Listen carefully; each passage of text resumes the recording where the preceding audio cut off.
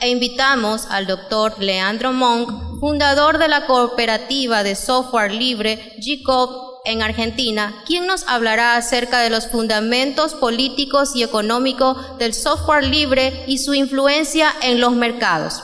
Bienvenido, doctor Leandro.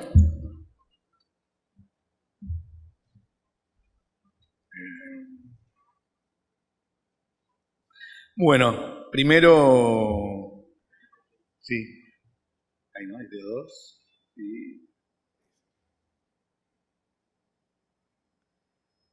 Bueno, primero quería agradecer a la Superintendencia por la invitación. Vinimos de lejos a contar un poco sobre el software libre.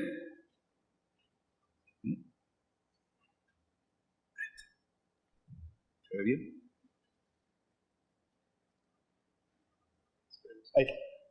Ahí está. Y por otro lado, recién cuando escuchaba las palabras del superintendente y viendo que hay una gran convocatoria de gente joven y nombraron una palabra, la palabra mágica, que es la palabra innovación, cuando lo presentaron al compañero, por ahí está aquí presente la persona que logre, a través de la tecnología, alguna solución que controle o que ayude al control de la competencia o mejorar el derecho de competencia. Hoy en general la tecnología funciona al revés, ¿no? Funciona como agente concentrador. Cada vez menos manos tienen el control, ¿no? Pero bueno, un poquito sobre lo que me atañe a mí. Vamos a hablar un poco de software libre, de software y de software libre. Para empezar, antes de hablar de software libre, es importante entender por qué, cuando hablamos de software, es un tema estratégico tan importante. Obviamente el software no es solo lo que funciona dentro de las computadoras, sino dentro de todos los dispositivos con los cuales interactuamos y con los que no interactuamos también. Es decir, hoy el software es la herramienta que intermedia la comunicación humana, de maneras más claras, como el Face, ¿no es cierto?, o Instagram, donde nos comunicamos a través de esa plataforma, pero también de maneras más indirectas. El software que funciona en el semáforo de la esquina, ¿no es cierto?, también tiene software. El software que tiene el horno microondas también tiene software. Entonces, finalmente es un problema, el control del software termina siendo el control de la intermediación de la comunicación humana, o sea, el control de la comunicación entre las personas. Y sabemos que el control de la comunicación entre las personas estratégicamente es un problema muy importante. El que controla el canal de comunicación y controla la comunicación. Y entre los seres humanos solo podemos comunicarnos. La manera de construir que nosotros tenemos las cosas es conversando, ¿no es cierto?, comunicándonos. Entonces, tener en cuenta eso, entender que es un problema estratégico, pero estratégico de las organizaciones. Cuando me refiero a las organizaciones, hablo de las empresas, de los organismos estatales, de las universidades. Es un problema estratégico. Elegir el software que usamos es un problema estratégico. Pero antes, vamos a ir aún antes de hablar de software, es finalmente entender qué es software. Porque a veces parece como que fuera Gandalf el mago, ¿no es cierto? Hace magia, las cosas hacen magia. Bueno, no hacen magia. Alguien les dice que hagan magia. ¿Y quién es el que le dice que haga magia? Una persona que se llama programador, que escribe. Escribe como escribe un escritor, o un abogado que escribe. Y eso es un pedacito de un programa. No importa mucho qué hace, calcula la raíz cuadrada de un número, pero lo importante es entender que hay una persona que escribe. Entonces, esa persona... Ese es el software que nosotros necesitamos, poder acceder a lo que se escribió. Finalmente, en el resto de los ámbitos, tener acceso a lo que todos escriben es un derecho. En el software pareciera ser que no es un derecho. Ni siquiera es un derecho utilizarlo. Para esto hace falta que hagamos un poquito de historia. A principios de la década del 80, el señor ese que está ahí tocando la flautita, se encontró con un problema para modificar. Estamos hablando de la protocomputación o recién en los principios de la computación. Su laboratorio tenía un problema en el MIT, en el Massachusetts Institute of Technology. Tenía un problema para controlar una impresora, que no eran lo mismo que ahora, sino eran unas impresoras grandes como esa mesa, ¿no es cierto? Otra tecnología, ¿no? Y se comunicó con el fabricante y le dijo, dame el código fuente del software de la impresora para que yo lo pueda arreglar. Yo soy programador, soy especialista del MIT, necesito eso para poder hacer funcionar correctamente la impresora. El proveedor le dijo, no, esto es un secreto industrial y no te lo voy a facilitar. Ese señor, que se llama Richard Stallman, se puso a pensar y dijo, esto es un problema.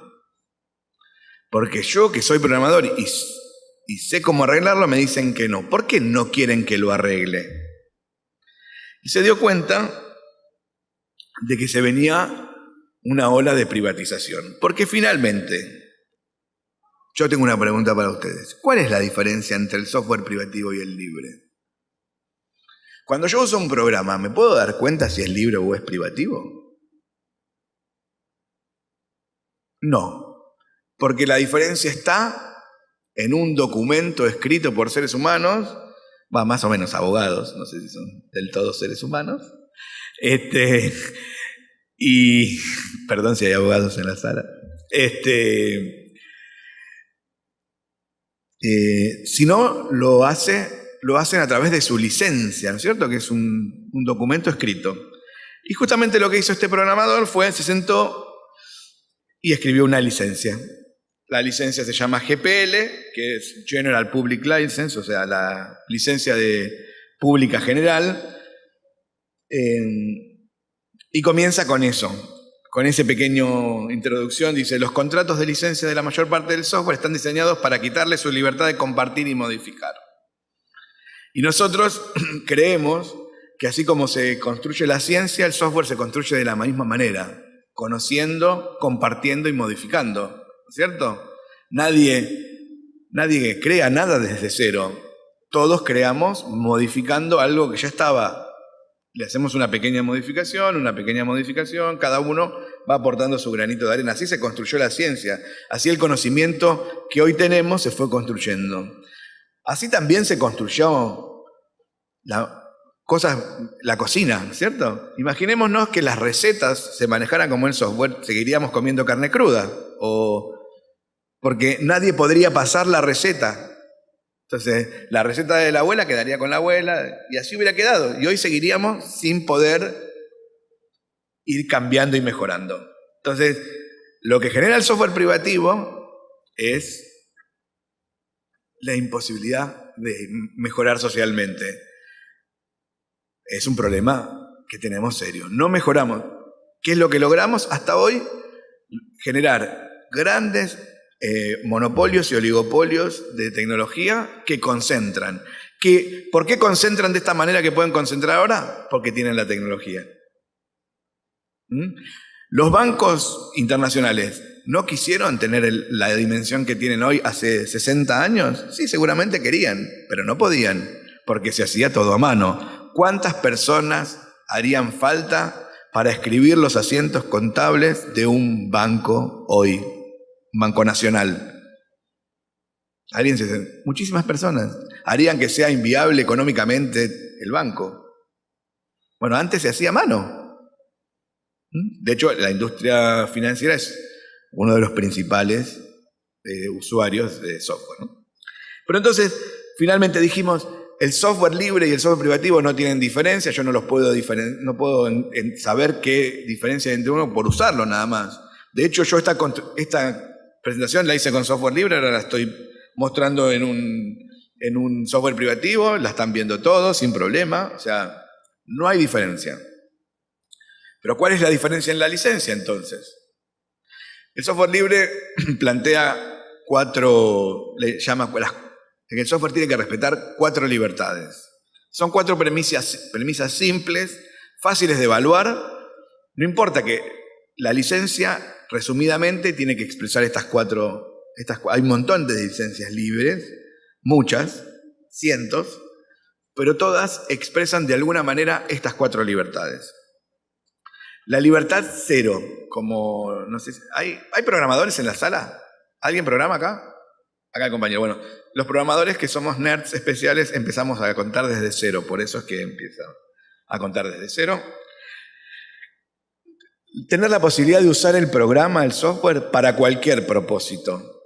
Entonces, ahora les pregunto a ustedes, ¿conocen software que no lo puedan usar para cualquier propósito? Acá la compañera dice no, creo que no. Bueno, yo les voy a contar. Por ejemplo, la solución de ofimática que estoy utilizando, dice en su licencia, por suerte ustedes son ecuatorianos, pero si fueran cubanos, iraníes, iraquíes, norcoreanos, no podrían usarlo, aunque hubiesen comprado la licencia. Si ustedes utilizarían esta suite de ofimática para escribir en contra de la empresa, o sea, decir, la empresa que hizo este software es mala, tampoco lo podrían hacer. Eso dice la EULA del software de ofimática que estoy utilizando en este momento, que me proveyó la superintendencia. Eso no pareciera ser una idea buena, pero todos primero que nadie lee las licencias. Ese es uno de los problemas, ¿no? Todos le ponemos siguiente y ya está. ¿No? Acá afirman, sí. Bien. Entonces, el software tiene que poder ser utilizado para cualquier propósito. Para mi casa, para mandar cohetes a la luna, hasta para la guerra. Y ahí se crea otro debate. La siguiente libertad es la libertad C1, que es la posibilidad de modificar el software, de poder adaptarlo. Por ejemplo, en Ecuador se habla el español, pero también hay mucha gente que habla el quichua, ¿no es cierto? Bueno, adaptar el software para que esté en quichua. Eso con el software privativo yo no lo puedo hacer. Solo lo puedo hacer si la empresa que lo desarrolla dice, el mercado de quichua parlantes es lo suficientemente apetitoso para que yo traduzca mi software al quichua. O sea, la diversidad cultural, las problemáticas locales, no tienen que son nuestra preocupación, no es un problema. El problema es el tamaño del mercado. De hecho, hace unos años atrás, Adobe, que es una empresa muy importante de software, decidió descontinuar sus versiones en árabe. Porque dijo el mercado árabe es muy pequeño, no vendemos lo suficiente, descontinuemos este producto. Y eso ya empieza a tocar otras cosas que no solo son la economía digital. Entonces, poder modificarlo y adaptarlo a nuestras necesidades. Las necesidades del Ecuador no son las necesidades de la Argentina, no son las necesidades de los Estados Unidos de Norteamérica, no son las necesidades de España. Cada uno tiene... Y de hecho, dentro del mismo Ecuador o dentro de los mismos países, tenemos necesidades distintas según las regiones. Bueno, no lo podemos hacer. O sí lo podemos hacer porque existe el software libre. De hecho, ¿alguien conoce un navegador que se llama Mozilla? Todos. Bueno, Mozilla tiene una versión en guaraní. Guaraní es uno de los idiomas oficiales del Paraguay. Y en Paraguay se tomaron el trabajo de traducirlo al guaraní para que las personas que hablan en guaraní lo puedan utilizar sin necesidad de aprender otro idioma. Entonces, pareciera ser una diferencia no menor la problemática de poder modificar el software. Porque siempre uno piensa, yo no soy programador, ¿por qué quisiera poder tener acceso al código si yo no soy programador? Para mí me da lo mismo, yo lo uso, es una herramienta que utilizo para hacer mis documentos. Bueno, pero pareciera ser que tiene otras implicancias mayores y que alguien que no es programador también podría preocuparle. Por ejemplo, porque no está en su idioma, por ejemplo, porque no está documentado correctamente. O sea, no hay ninguna guía que me explique cómo hacer una determinada cosa, o por lo menos no está esa guía en mi idioma.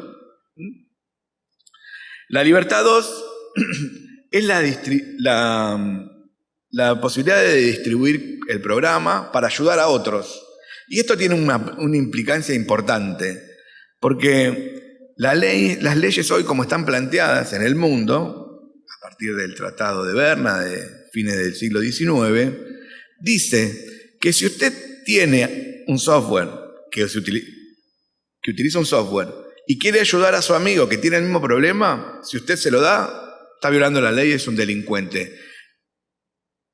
Y pareciera ser que entre todos hay consenso que ayudar al prójimo es una buena cosa, ¿no es cierto? Entonces, si estamos todos de acuerdo que ayudar al prójimo es una buena cosa, darle un software que le resuelva un problema es una buena cosa. Pero bueno, la ley dice otra cosa, dice que usted deberá pagar de tanto a tantos años de cárcel por realizar copias no autorizadas del software, bla, bla, bla, bla, bla. Por un lado. Y por otro lado tiene una implicancia en el área educativa. ¿No es cierto? Yo siempre cuento lo mismo. Cuando era pequeño, uno iba al colegio, que llevaba algo al colegio, y uno le decía, esto hay que compartirlo con el resto de los compañeros. Bueno, si uno lleva software, la maestra, el docente, no lo puede hacer, porque le está diciendo, chicos, ustedes tienen que violar la ley para compartir. Entonces nosotros siempre decimos, compartir es bueno. Gracias a compartir es que llegamos a donde estamos. Y por último, la libertad 3, que es la posibilidad de publicar las mejoras que le hagamos al software. Por ejemplo, esto que hablábamos, ¿no? Siguiendo con el mismo ejemplo de la localización a un idioma, o sea, la traducción de un software en un idioma, en un lenguaje, la posibilidad de redistribuir esas mejoras, ¿no? Que la utilicen el resto. Si cumple esas cuatro premisas, el software es libre. Los que no, le llamamos software privativo. Alguna de las 4. ¿Por qué le llamamos software privativo? ¿Por qué no le llamamos software comercial o privado? Que a veces escuchamos nombrar. Le llamamos software privativo porque nos priva a nosotros como usuarios de esas libertades. Estamos privados de libertades. Para poder entender un poco más, retomando el tema de las recetas, si yo tengo software libre, tengo la receta. La torta de chocolate es exquisita, ¿no es cierto? Es muy rica. Todos la queremos comer. Pero si a mí me dan una torta de chocolate, ¿cuántas tortas de chocolate puedo hacer? Ninguna. La que tengo, me la como y se acabó. ¿No es cierto? La pasé muy bien. ¿Cómo hago la siguiente? No sé, porque me la dieron y no sé cómo se hace. El software libre es esa receta disponible para todos. Y eso tiene algunas implicancias económicas, sociales, políticas, culturales, que son las que voy a enumerar ahora. Bueno, esto que hablábamos, ¿no? Nace como está en contra de la privatización, está en contra del movimiento privatizador del conocimiento. El conocimiento creemos que tiene que ser libre, que tiene que estar disponible para todos. Eso cada vez es más complejo de hacer. Hay cada vez más, por eso hablo mucho de los abogados, más herramientas, instrumentos legales, instrumentos normativos, no solo legales, para evitarlo. Convenios, confidencialidades, etcétera, etcétera, etcétera. Pero ¿saben una cosa? ¿Alguien tuvo alguna vez una buena idea? ¿Alguien tuvo? Vamos, tiene que haber acá una. Bueno, yo les cuento, si no la tuvieron, cuando la tengan, en ese momento, si se mueren, se acabó la buena idea. Las ideas sobreviven cuando las contamos. Si no, no sobreviven. O sea, la confidencialidad está en contra de las ideas.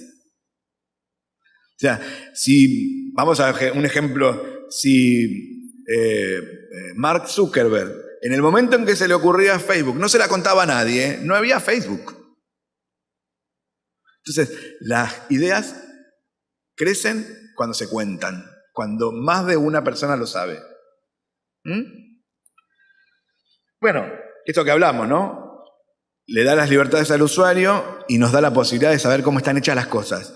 Desde el punto de vista educativo es fundamental, ¿no? Porque No empiezo de cero, sé cómo está hecho, puedo seguir mejorándolo, aprendiendo de cómo se hizo, hacerlo de una manera mejor, reemplazar esa parte, entonces proponer una solución mejor a un problema, eso es la ciencia, ¿no?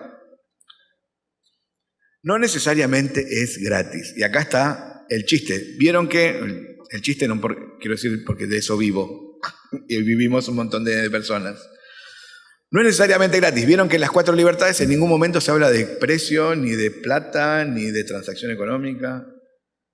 La manera de recibir el software, uno la puede recibir como quiera, pagándole a alguien para que se lo desarrolle, comprándoselo a alguien, pero cumpliendo con las 4 libertades. Posibilidad de uso para cualquier fin, posibilidad de modificación, posibilidad de redistribución y por eso, las 4 libertades. Cambia el modelo de negocio del software. ¿Cómo es el modelo? Bueno, hoy hay 2 modelos de negocios en el mundo del software. ¿Cuáles son? ¿Alguien? Uno, el viejo modelo del software. El viejo modelo del software era vender cajitas, ¿no? Las licencias. Yo te doy una cajita con un CD. Bueno, ahora ni siquiera tienen que imprimir la cajita. Vos me pagás y te doy la posibilidad de que te descargues mi software, ¿no? Que es un software no ejecutable, algo que yo no puedo conocer, lo pongo en mi computadora, funciona. ¿Cuál es el nuevo modelo del software de negocio? El que vino a reemplazar ese. ¿Por qué hoy, durante una década, el principal jugador del mundo de la tecnología era Microsoft, ¿no es cierto? Que tenía este modelo que estoy comentando, y ahora ya no lo es más. ¿Qué pasó? El otro modelo de negocio reinante, o uno de los otros modelos de negocio reinante, son ustedes, chicos. Chicos, hablo porque hay mayoría de jóvenes y eso me pone muy contento. Son ustedes, son sus datos, ¿no? Es el modelo de Facebook, el modelo de Google. Yo le doy software gratis para que ustedes me den sus datos. Y todos dicen, no, pero yo no tengo nada que ocultar, no importa. ¿Están seguros? Que no importa. Bueno, el modelo de negocio del software libre no es el software tampoco, es más parecido al modelo de Google. El modelo del software libre es los servicios asociados al software. ¿Cuáles son los servicios asociados al software que vende, por ejemplo, mi cooperativa y las empresas que nos dedicamos a trabajar con software libre? Capacitación, implementación, adaptación, todos servicios complementarios que también hacen falta para el software privativo. Porque nadie puede implementar dentro de una organización software solo, sin ayuda, digamos, una organización mediana o grande. Nadie puede adaptarlo solo. Pero además, hay que pagar licencias. Es un modelo colaborativo descentralizado. Miles y miles de programadores y de empresas colaboramos, cada uno desde su lugar, en un único espacio. Son múltiples espacios, pero de manera descentralizada, muchas veces hasta sin necesidad de liderazgos fuertes. Nos brinda una cosa que es fundamental. Somos independientes tecnológicamente.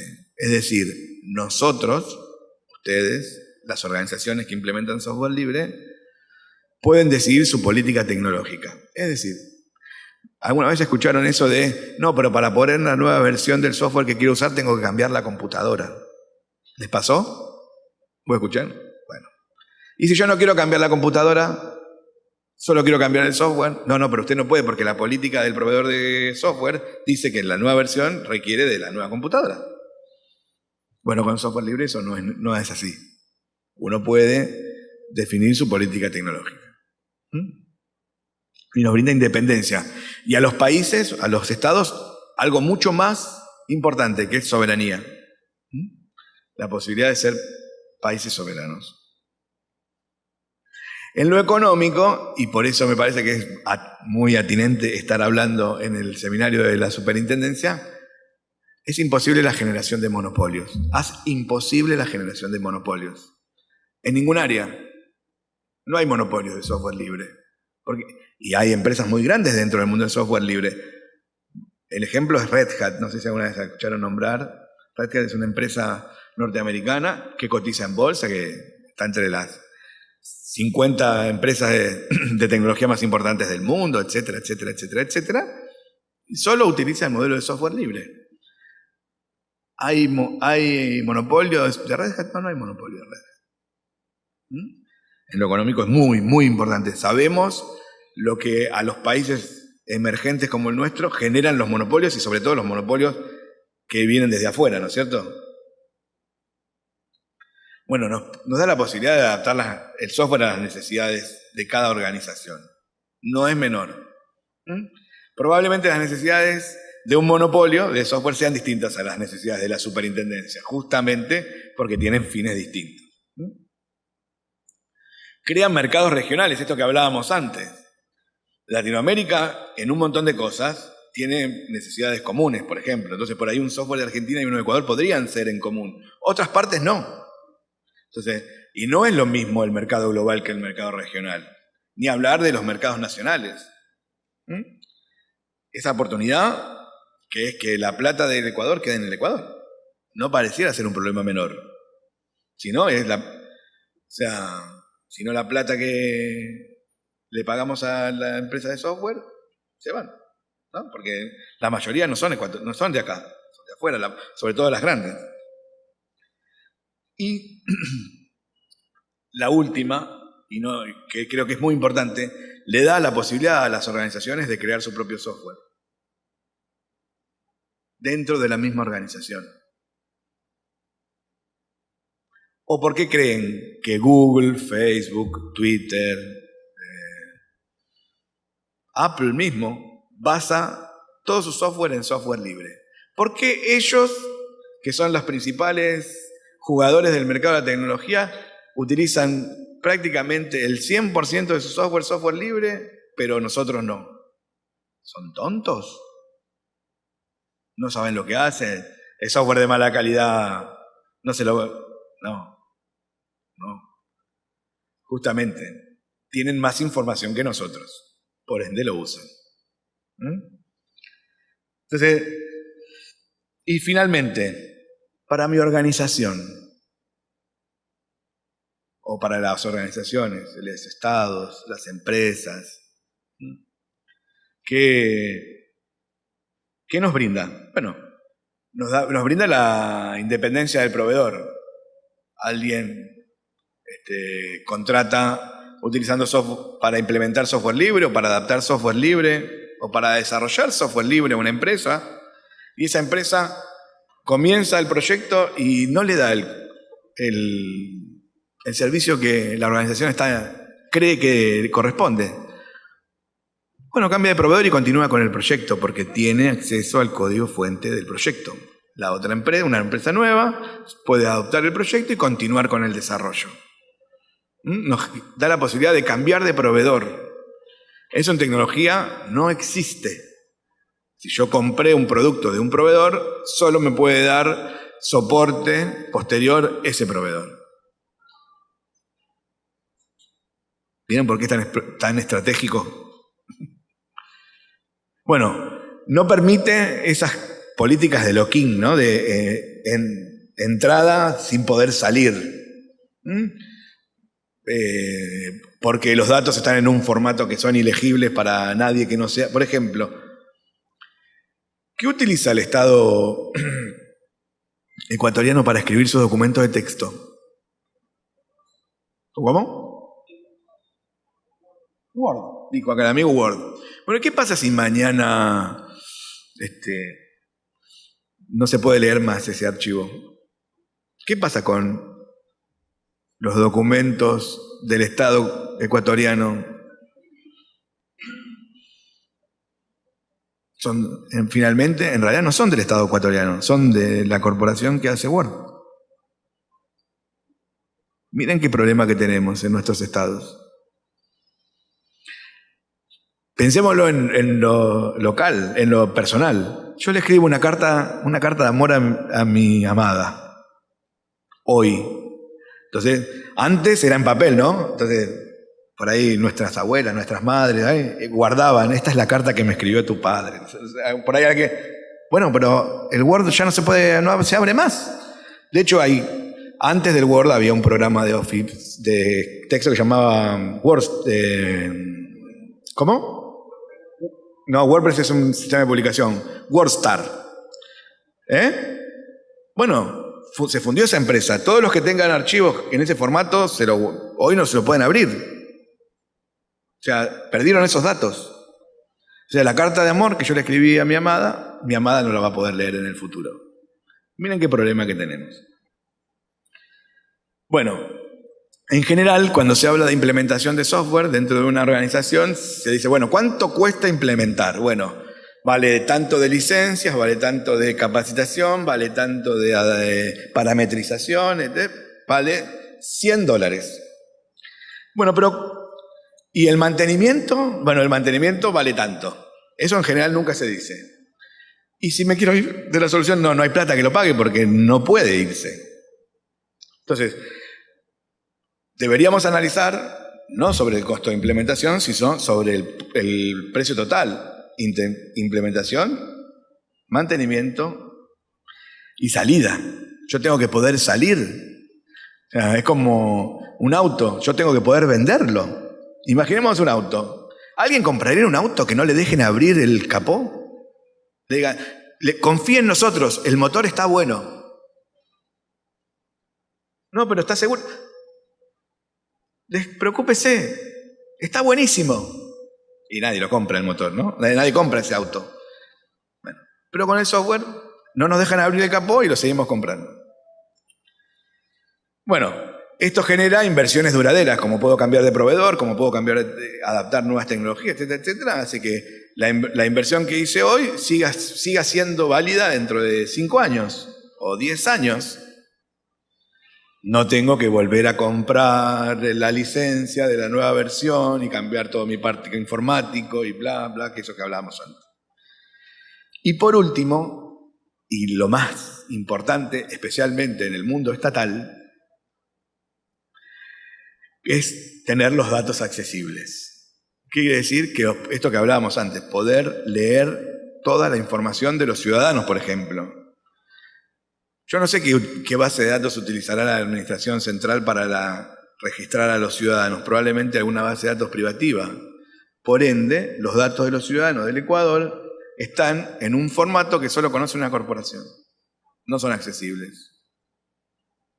Bueno, uno podría decidirlo como política dentro de una organización privada, ¿no es cierto? No me importa, el proveedor confío en mi proveedor. Pero un Estado tiene otras responsabilidades mayores. Entonces, para los Estados pareciera ser no una elección, sino una necesidad.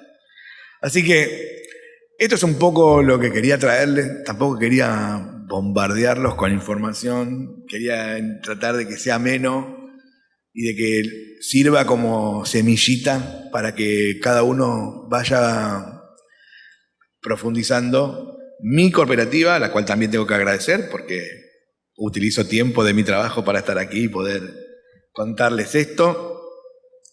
Se llama GECOP y nos dedicamos a la implementación de software libre, desarrollo de software libre. Estas son, bueno, Facebook no tengo más, así que no me busquen en Facebook porque ya me fui. Pero ese es mi correo, ese es mi Twitter. Estoy a disposición para lo que necesiten, para cualquier consulta y por supuesto, como comentaron, me encantaría escuchar las preguntas, sus pareceres, sus comentarios. Muchas gracias.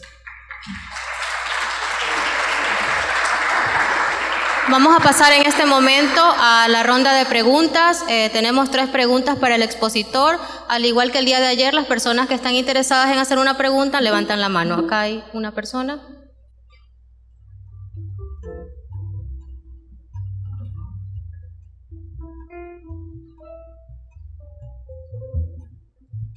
Sí, buenos días. Según mi experiencia, ayer yo dije la edad, ¿no? Y es verdad porque me siento entre todos los jovencitos, ¿no? Hay mucho que contar para los que tenemos más de 50. Cuando yo estuve en la universidad no existía la computadora propiamente dicha. Un disco duro era como una máquina de escribir con tarjetas. Las tarjetas perforadas. Sí. Y me acuerdo que para nomás realizar un par de operaciones, de lo que hace la calculadora más simple, era toda la noche, y con un frío tremendo ahí. Y eso, y pues recién estaba el WordStar, WordPerfect, y eso era WordPerfect, eso no WordStar, WordPerfect. No, y entonces eso era un trámite que no había incorporado en el Windows para abrir directo, sino habría que darle un proceso del sistema. Y yo era muchacho, y no había conocimiento de esto. Estamos hablando en el año 80, 78, 80. Pues bueno, eso, y todos los del fue un año, problema, y fue un problema. todos los profesionales del año 78, 80, créanme, me reuní en esta semana con unos 5 ingenieros, y saben a dónde están los ingenieros, en busca de trabajo para competir con ustedes en la tecnología.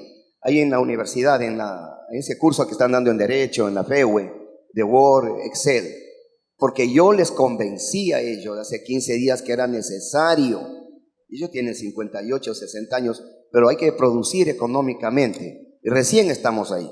No quieren entender lo que usted manifiesta, ¿no? Pero logré entender y ellos ya ven que es necesario estar actualizado en los softwares, ¿no? Ese es un tema como historia de lo que nos pasa. La pregunta, bueno, ya mismo la pregunté.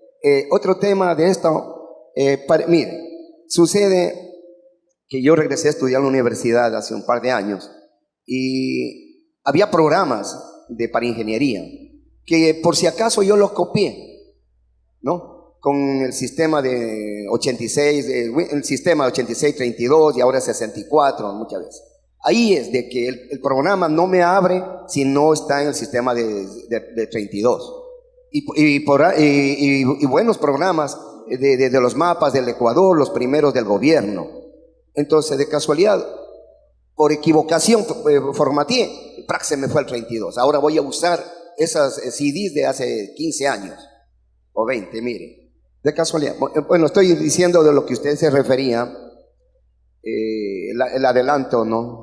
El software libre, ¿no? Bien, la pregunta directa es, ¿el software libre viene de acuerdo con el hardware?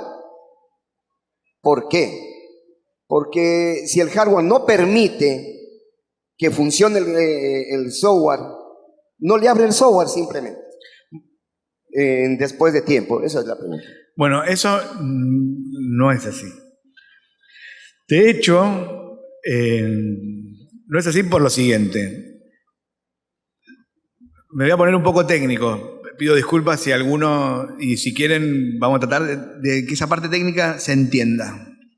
El software está escrito por personas y requiere de que funcione dentro de una compu, como dice acá el amigo.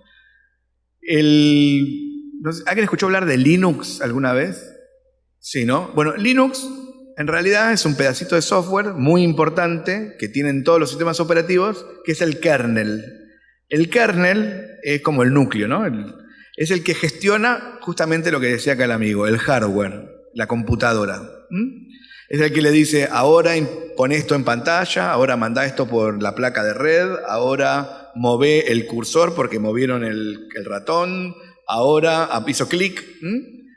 Y después cada una de las aplicaciones, o sea, de los programas que corren dentro de ese sistema, dice, ese clic es para mí, ¿no es cierto? Eso que estoy mostrando en pantalla es mi ventana, ¿ok? Para que entendamos un poco. Bueno, Linux es multiplataforma. Linux funciona en unas 15 plataformas distintas, no solo 32 y 64 bits de x86, que es la más común de las plataformas de las computadoras de escritorio y las notebooks, también funciona en hardware ARM. ¿Quién tiene Android acá? Levante la mano. ¿Quién tiene Android en su teléfono? Bueno, tienen Linux, procesadores ARM, otra. Funciona en procesadores PowerPC, funciona en Spark, funciona en montones de arquitecturas de hardware que no funcionan otros sistemas. Ni hablar de Windows, no funcionan directamente. Entonces, el software libre es software multiplataforma por definición. Y si no funcionara, porque eso puede pasar, aparece una plataforma nueva o algún cambio en alguna de las plataformas, está disponible el código fuente para arreglarlo para que sí funcione. Y lo puede hacer ¿quién? El que lo necesite.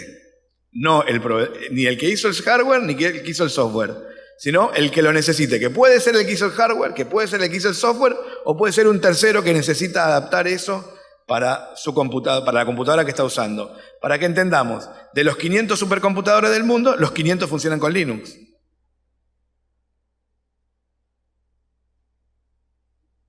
¿Otra pregunta? Buenos días a todos, todas. Un poquito un comentario y luego la pregunta. Con respecto a la persecución contra Julian Assange y otro, el británico, y otro de Estados Unidos también, y algunos hackers, los Wikileaks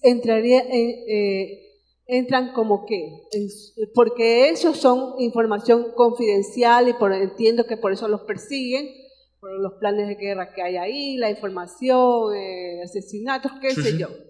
Entonces, ¿los Wikileaks dónde entrarían? Bien, es muy buena la pregunta, porque los Wikileaks no son software. Los Wikileaks es información confidencial de estados o de empresas que Julian Assange, que Edward Snowden y otras personas publicaron. Sobre todo Julian Assange, es un activista del software libre de hace muchos años. Y por eso es que lo acompañamos, digamos. Porque también está esto de que creemos que el conocimiento tiene que estar publicado, pero no está relacionado de ninguna manera con el software. ¿Me explico? Es una problemática social de una persona relacionada con el software, por decirlo de alguna manera, pero no cambia esto que estoy contando, no tiene relación directa. La relación es indirecta. ¿Sí? ¿Compañera? Buenos días con todos los presentes. Yo quisiera preguntarle cuáles son las consecuencias que traería realizar la copia de software y si tiene algún tipo de las consecuencias. Bien, a ver, no conozco en exactitud la ley ecuatoriana, pero probablemente deba decir alguna multa o de hecho, el problema más serio es que la violación de las leyes de copyright en el mundo es un delito penal. ¿Qué significa que es un delito penal? Acá los abogados me pueden ayudar. ¿Qué diferencia hay entre un delito penal y un delito civil? ¿Algún abogado en la sala que nos pueda ayudar? No solamente porque hay privación de libertad es uno, la posibilidad pero además el Estado está obligado a perseguir los delitos penales. Son delitos de acción pública. Los delitos civiles no lo son. ¿Qué quiero decir con eso?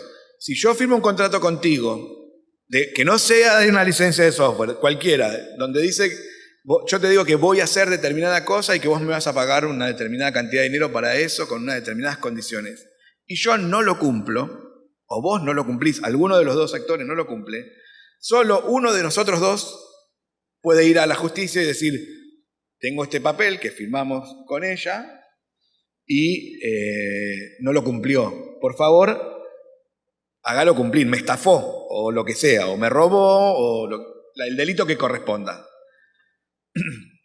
En cambio, en los delitos penales, son delitos donde el Estado está obligado a perseguirlos aunque nadie haga la denuncia. Entonces, son un poco más complejos. Nosotros creemos que las leyes que están relacionadas con la propiedad intelectual, en líneas generales, como se llama, mal llama la propiedad intelectual, deberían ser delitos civiles, no penales. Pero la verdad, la respuesta a tu pregunta, un abogado de Ecuador te la puede responder. Porque depende de cada país, en cada país la ley es diferente.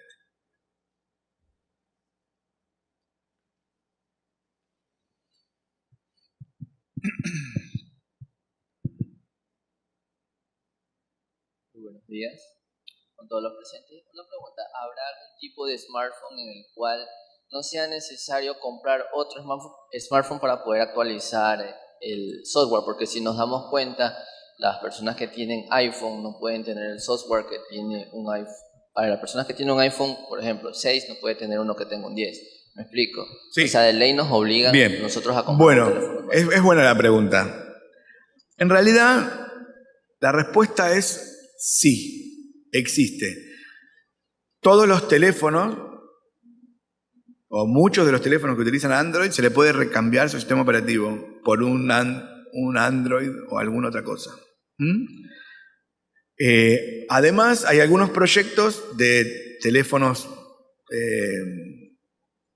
respetuosos. Hay uno que se llama Fairphone, como Fairphone.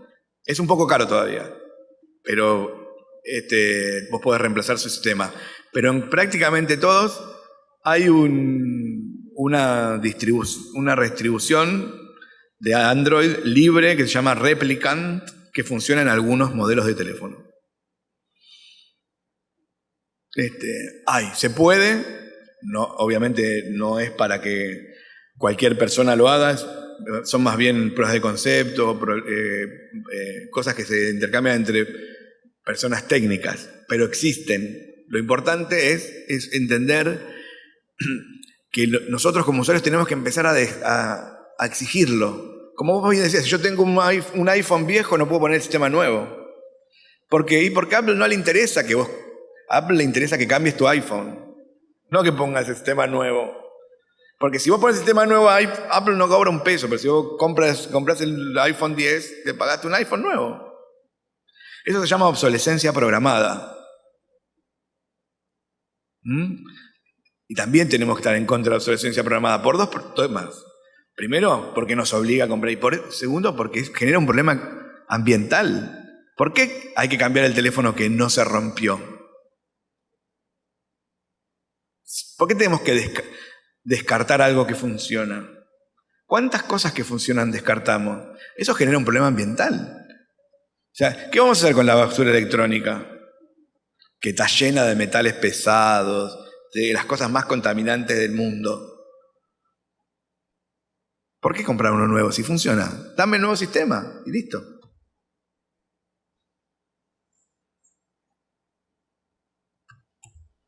Bien, para cerrar, me gustaría dejarnos una reflexión que está relacionada, un poquito antes, que es, a mí alguna vez me dijeron que loco es el que hace 2 veces lo mismo y espera resultados diferentes. Bueno, es el momento de dejar de ser locos y empezar a hacer algo diferente. Muchas gracias.